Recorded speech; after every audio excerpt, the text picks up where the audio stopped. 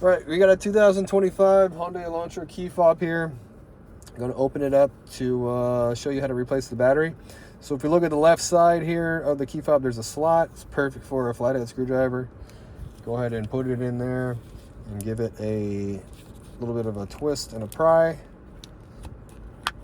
And this is where you're going to crack the remote open, okay? So you can go around like that real quick and just pop it open. Just be kind of careful. Try not to damage the remote too badly. So if we look inside of it, here's the battery. Now what we need to do is kind of pull the board up a little bit because it has this seal here. It can make it difficult getting the battery to slide out of here.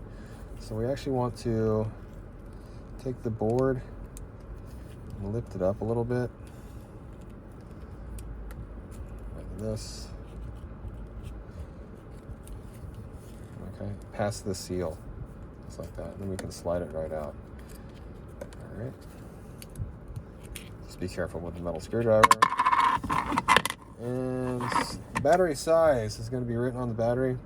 It's going to be a CR2450 Panasonic battery. Positive sign facing out towards us.